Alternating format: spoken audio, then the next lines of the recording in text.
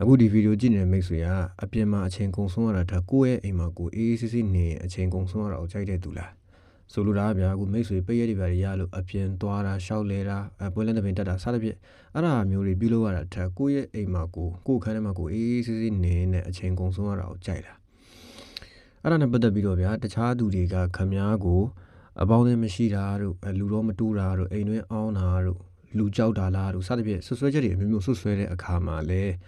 ခမားအနေနဲ့ဒါကဘာများမှားနေလို့လဲဘာများဖြစ်လို့လဲငါအိမ်မှာနေတာဘာများမူမှန်ဖြစ်သွားလို့လဲဆိုပြီးကိုယ့်အကူတွေးဘူးလားဒါပေမဲ့စိတ်ပိုင်းဆိုင်ရာနဲ့အုံနောက်ဆိုင်ရာသိပ္ပံတွေ့ရှိချက်အရအိမ်မှာပဲနေခြင်းတယ်ဆိုတာကခမားရဲ့အပြစ်မဟုတ်ခမားရဲ့အားနည်းချက်မဟုတ်ဒါကခမားရဲ့စိတ်ဓာတ်ပိုင်းဆိုင်ရာအသိဉာဏ်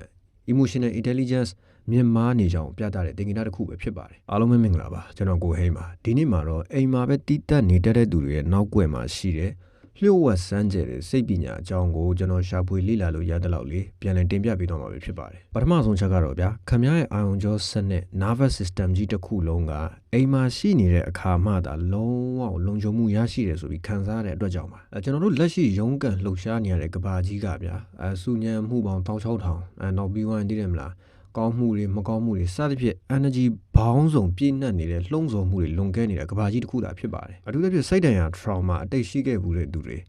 နောက်ပြီးဝင်အာယုံခံစားမှုအယံအုံမှာထိလွယ်ရှလွယ်ဖြစ်လွန်းတဲ့ high sensitive person တွေအတွက်အပြင်ကဘာကကျွန်တော်တို့လက်တွေ့ဒီကဘာကြီးကအုံနောက်ကိုအမြဲတမ်းတိုက်ခိုက်နေတယ်လို့ခံစားရလေရှိပါတယ်ဒါကြောင့်မို့လို့မိတ်ဆွေအနေနဲ့အိမ်မှာပဲနေရတာကိုကြိုက်နေတတ်တာသို့မဟုတ်အိမ်မှာပဲနေတာဟာလူတွေကိုရှောင်လွှဲနေတဲ့ကိစ္စတခုမဟုတ်ပါဘူးဒါကကိုယ့်ရဲ့အာရုံကြောစနစ်ကိုဗျာခိတ္တခဏအနာပေးပြီးတော့မှဒီခန္ဓာကိုယ်ရဲ့စွမ်းအင်ကိုတဘာဝအတိုင်းပြန်လဲထိန်းညှိနေခြင်းတာဖြစ်ပါတယ်အိမ်ဆိုတဲ့အရာဗျာခမရဲ့ဝတ်စားတာနေထိုင်တာနောက်ဆုံးပါတာပေါက်တာအစခမလွတ်လွတ်နေထိုင်လို့ရတယ်ပြုလုပ်လို့ရတဲ့နေရာတခြားနေရာတွေလို့သိတယ်မလားသူများမျက်နှာကြည့်ပြီးနေရတာတို့နောက်ပြီးဟန်ဆောင်ပန်းဆောင်မျက်နှာဖုံးတွေတက်ပြီးနေရတာမျိုးတွေလုပ်စရာမလိုပဲနဲ့ခမဘယ်လိုပြောမလဲလွတ်လပ်ဗျာစိတ်အေးချမ်းစွာတပြင်းချနိုင်တဲ့တခုတည်းသောနေရာပါဒုတိယချက်ကတော့ဗျာခမားဒီအပေါင်းအသင်းအများကြီးနဲ့ရောနှောနေထိုင်နေဆိုတာထက်solitude ဆိုတဲ့တယောက်တည်းတီးတက်နေထိုင်ခြင်းအတဆင့်ခမားရဲ့ energy ခမားရဲ့စွမ်းအောင်ပြန်လည်ဖြည့်တင်းနိုင်လို့ပဲဖြစ်ပါတယ်စကားနေတဲ့သူ introvert ဆိုတာဗျာရှဲုံနေတဲ့သူတွေကိုပြောတာမဟုတ်စိတ်ပညာရာဒီ extrovert တွေကကြတော့လူတွေရဲ့ကြားထဲမှာရှိနေပြီးတော့မှသူတို့ရဲ့ energy ကိုရရှိကြတာဗျာ introvert တွေကြတော့အဲ့လိုမဟုတ်ဘူးဗျာသူတို့ကကြတော့သူတို့တယောက်တည်းရှိတဲ့အချိန်ကြမှဒီတိတ်ဆိတ်မှုတွေကနေပြန်ပြီးသူတို့ရဲ့ energy သူတို့ရဲ့စွမ်းရည်ပြန်လည်ရရှိတာပဲဖြစ်ပါတယ်တကယ်လို့ဗျာခမားကလူတွေနဲ့စကားပြောတဲ့အချိန်သူတို့ရဲ့မျက်နှာရိပ်မျက်နှာကဲတွေဟန်ပန်မူရာတွေအတန်အနေထားတွေသူတို့ရဲ့ reaction တွေသူတို့ရဲ့စိတ်ခံစားချက်တွေကိုခမားဒီအကဲခတ်နေတဲ့လူဝေဖန်သုံးသပ်ရင်နဲ့ရိတ်စားနေတတ်တဲ့သူဆိုလို့ရှိရင်တော့သိကြတယ်အဲ့ဒီလိုလုပ်တဲ့အချက်တွေကြောင့်ခမားရဲ့အုံနောက်ကဒီအပြင်မှာတင်တခြားသူတွေအချက်လက်တွေကိုအလွန်အမင်းစုပ်ယူနေရတာဗျာကျွန်တော်သိလားအဲ့တော့ခမားအိမ်ပြောင်းတဲ့ခါမှာငါနားဖို့လိုတယ်ငါ energy တွေကုန်ခန်းသွားပြီဆိုပြီးတော့အုံနောက်ကခမောင်းအများနဲ့သတိပေးတယ်ဒါကခမောင်းလူမုန်းတာမဟုတ်လူကြောက်တာမဟုတ်ဗျာလူတွေနဲ့ခက်ကင်းနေကြတာမဟုတ်ခမောင်းရဲ့စွမ်းအင်ဆိုင်ရာပါနှမှုဆိုတဲ့ energetically intelligent ရှိတာပဲဖြစ်ပါတယ်တတိယတစ်ချက်ကတော့ဗျာအိမ်ဆိုတာခမောင်းရဲ့ဘဝမှာကိုယ်တိုင်ရွေးချယ်စီမံခွင့်ရရှိတဲ့ပထမဆုံးလုံခြုံတဲ့နေရာတစ်ခုဖြစ်နေလို့ပါအခုဗျာမိတ်ဆွေကအပြင်မှာရုန်းကန်လှုပ်ရှားပြီးတော့သိတယ်မလားဘဝအခက်ခဲတွေနဲ့ဘလောက်ပဲပင်ပန်းနေပါစေနောက်ပြီးွားလို့ရှိရင်တခြားသူတွေအကြိုက်ပေါ့ဗျာသိတယ်မလားမရည်ခြင်းလဲရည်ပြရမပြုံးခြင်းလဲပြုံးပြရနဲ့အဲ့လိုမျိုးဟန်ဆောင်မျက်နှာဖုံးတက်ပြီးလှုပ်ရှားနေရတဲ့လက်တွေ့ကဘာကြီးကနေခမားအိမ်အောင်ခမားပြန်ရောက်တဲ့အခါကျရင်ခမားမိုင်ခမားကြိုက်တဲ့အဝတ်ကောက်ဝတ်ဘာမှမဝတ်ပဲနဲ့လဲနေဗျာ